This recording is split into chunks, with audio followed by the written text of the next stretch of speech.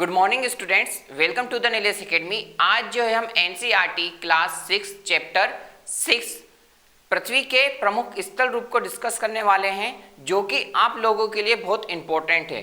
तो इस वीडियो को आप लोग अंत तक जरूर देखें।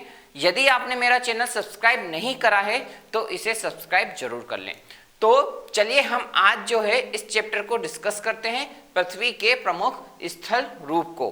तो इससे पहले मैं एक वर्ड है जिसे मैं आपको डेफिनेशन बताना चाहूंगा, जिसे हम बोलते हैं भूमंडल। आखिरकार आप लोग भूमंडल किसे बोलेंगे? भूमंडल किसे बोलेंगे? तो इसको देखते हैं हम। तो इसकी डेफिनेशन क्या हो जाएगी? पृथ्वी की ठोस सतह जिस पर हम रहते हैं। ठीक है, तो पृथ्वी की ठोस सतह जिस पर हम रहते हैं, हम निवास करते हैं, तो उसको क्या बोलते हैं? उसको हम बोलते हैं भूमंडल। तो ये जो हमारी पृथ्वी होती है, ठीक है, इस पृथ्वी के अंदर भी कुछ लगातार प्रक्रियाएं होती रहती हैं गति के कारण। गति के कारण क्या होगा? पृथ्वी के अंदर, डेट मीन्स क्या हो जाएगा? पृथ्वी के अंदर लगातार गति के कारण, किसके कारण? गति के कारण प्रक्रिया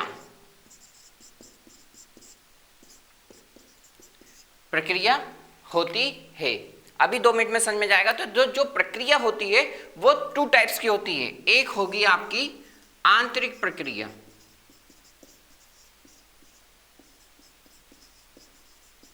और सेकंड होगी आपकी बाह्य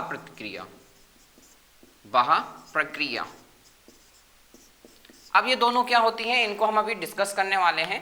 तो क्या हो रहा है, पृथ्वी जो होती है उसके अंदर भी कुछ प्रक्रियाएं होती रहती हैं, हलचल होती, मूवमेंट होता रहता है उनकी गति के कारण। तो उसमें 2 टाइप्स होते हैं, एक होती है आंतरिक प्रक्रिया और दूसरी होती है बाह्य प्रक्रिया।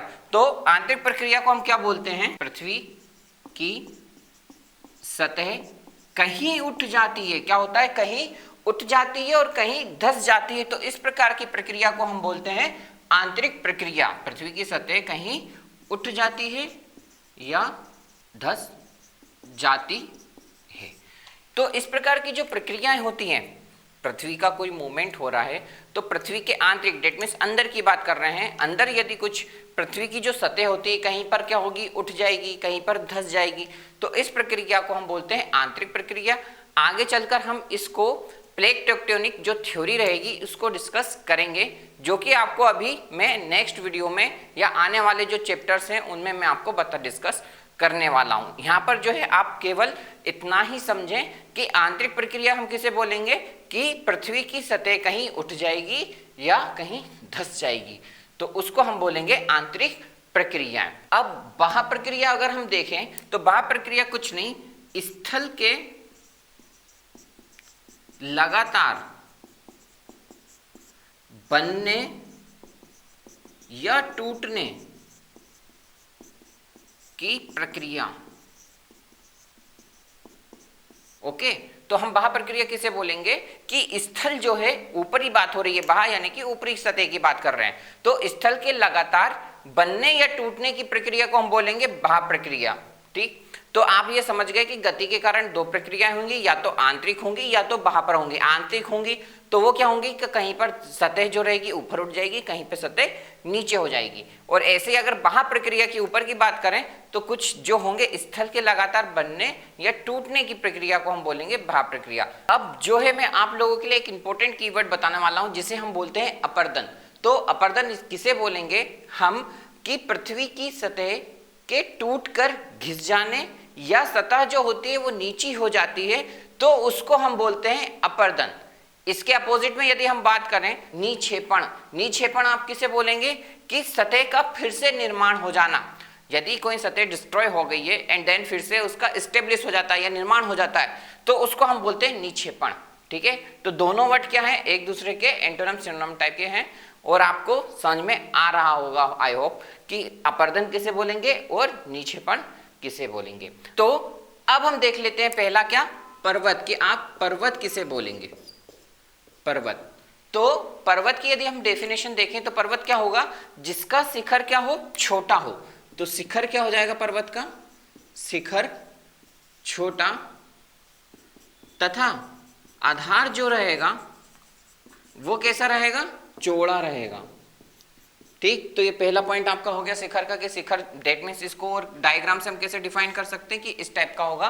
तो इसमें आप देख सकते हैं शिखर कैसा होगा, छोटा होगा, और इसका जो आधार है ये कैसा हो जाएगा, ये चौड़ा हो जाएगा। तो इस प्रकार की जो होंगी स्थलाकृतियां उनको हम बोलेंगे पर्वत। सेकंड हम देख लेते हैं क्या, कि पर्वत की जो ऊंचाई है, पर्वत की ऊंचाई जो है 1000 मीटर से अधिक होनी चाहिए, से अधिक होंगी, तो आप उसे क्या बोलेंगे, पर्वत बोलेंगे। डेट मीन्स इसकी ऊंचाई कितनी होगी, 1000 मीटर से अधिक, मीटर से यदि अधिक होगी तो हम इसको क्या बोलेंगे, पर्वत बोलेंगे। तो कई लोग या कई स्टूडेंट जो होते हैं वो डिफरेंस नहीं कर पाते हैं कि पर्वत और पहाड़ियों में क्या आखिरकार अंतर होता है। तो आप देखेंगे कि पहाड़ियां हम किसे बोलेंगे,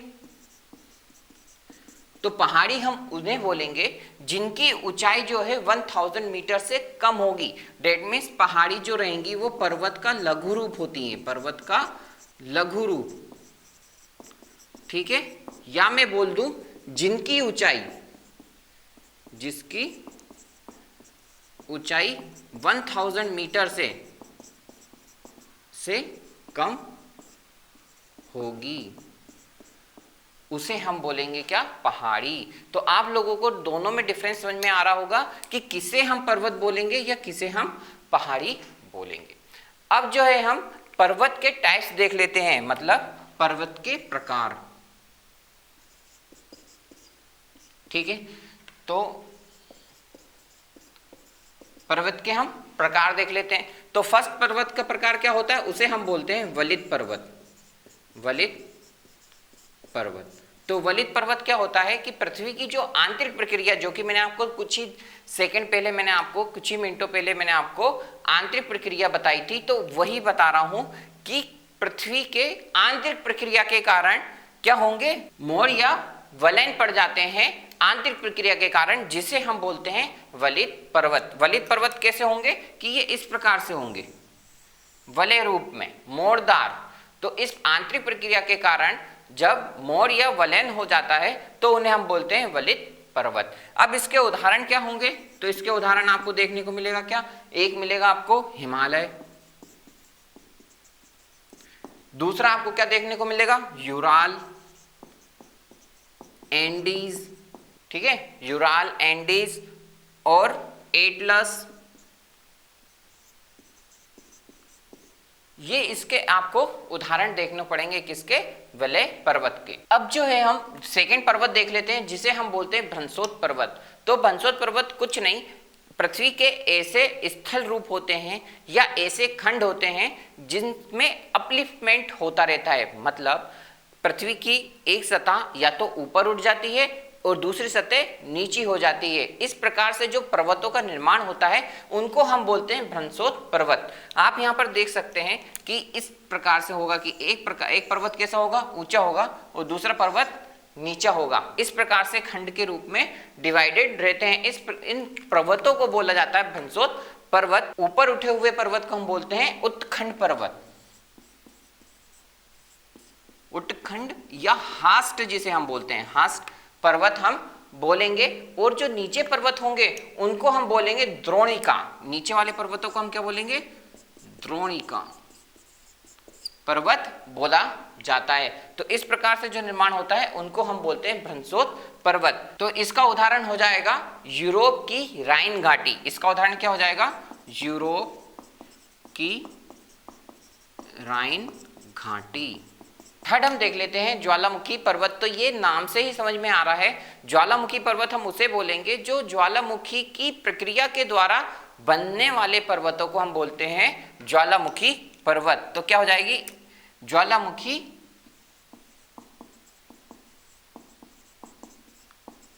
के द्वारा बनने वाले जो पर्वत होंगे उनको हम बोलेंगे क्या, ज्वालामुखी पर्वत। तो इसका उदाहरण क्या हो जाएगा, अफ्रीका का माउंट किलिमंजारो, या फिर सेकंड आप देखेंगे कि क्या, जापान का फ्यूजियामा, जापान का सेकंड पर्वत क्या हो जाएगा, फ्यूजियामा भी इसका उदाहरण आपको देखने को मिलेगा। अब जो है हम सेकंड पॉइंट देखते हैं कि सेकंड पॉइंट क्या होगा हमारा, पठार, जिसे हम बोलेंगे पठार। आखिरकार पठार हम किसे बोलेंगे, तो पठार कुछ नहीं, जो इसका ऊपर का शिखर होता है, या ऊपरी भाग में बोल दूं, ऊपर का शिखर जो होगा वो कैसे होगा, इसका जो शिखर होगा वो या तो चपटा होगा, या तो चपटा होगा या सपाट होगा। तो ऊपरी शिखर इसका क्या होगा, चपटा होगा, सपाट होगा, ये एक प्रकार से मेज के समान दिखाई देगा। सेकंड पॉइंट क्या हो जाएगा इसका, ये मेज के समान आपको दिखाई देगा। मतलब पर्वत आपने देख ही चुका है, तो पठार कैसा होगा, ये ऐसा एक प्रकार का मेज टाइप का होगा, और इसमें क्या होंगे कि एक से अधिक किनारे होंगे। थर्ड पॉइंट क्या हो जाएगा आपका, एक से अधिक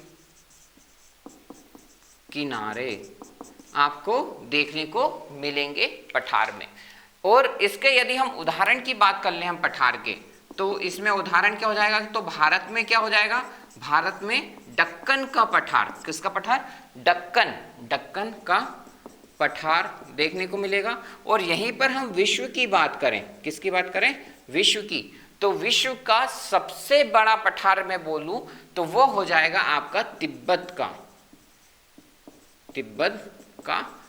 पठार। ये विश्व का भी सबसे बड़ा पठार आपको देखने को मिलेगा। तो यह हमारा सेकंड पॉइंट कंप्लीट हो जाता है, पठार। अब थर्ड पॉइंट हम देखते हैं। थर्ड पॉइंट क्या होता है हमारा, मैदान।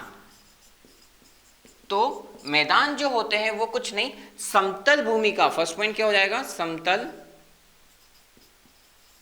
भूमि का सबसे बड़ा भाग होगा। ये सबसे बड़ा भाग आपको देखना पड़ेगा क्या, मैदान का आपको देखने को मिलेगा, समतल भूमि का। सेकंड पॉइंट आपको क्या देखने को मिलेगा कि उपजाऊ भूमि आपको देखने को मिलेगी, उपजाऊ भूमि भी आपको यहां पर देखने को मिलेगी, परिवहन भी जो होंगे यहां पर ही देखने को मिलेंगे। अब तीसरा पॉइंट का मतलब यह हो जाएगा कि मानव जो रहेंगे, मानव का जीवन यापन इसी क्षेत्र में होगा, मतलब मैदान के रूप में होगा। जो अधिकतर जो मानव हैं वो ना तो पठार पर रहेंगे ना ही पर्वतों पर रहेंगे। क्यों, क्योंकि वहां पर उपजाऊ भूमि नहीं होगी, जिसकी वजह से वो, या परिवहन वहां पर नहीं होगा, तो संसाधन कई सारे ऐसे रहेंगे जहां पर रहना संभव नहीं होगा पर्वत और पठार पर। तो मानव कहाँ रहेगा, जीवन यापन कहाँ करेगा, तो वो मैदानी भाग पर सबसे ज्यादा जीवन भाग करेगा। समतल भूमि होती है, सबसे ज्यादा उपजाऊ भूमि आपको यहाँ पर देखने को मिलेगी, और इसी कारण से मानव क्या करेगा, अपना जीवन यापन मैदान वाले क्षेत्र पर ही करता है। तो ये वीडियो जो होता है हमारा यहीं पर समाप्त होता है। आपको कैसा लगा, please like, share, comment and subscribe करना बिल्कुल ना भूलिएगा। यदि आपको मेरे नोट्स परचेस करने हैं या बाय करने हैं तो नीचे दिए गए नंबर पर आप मुझे कॉल या व्हाट्सएप कर सकते हैं। Thank you so much.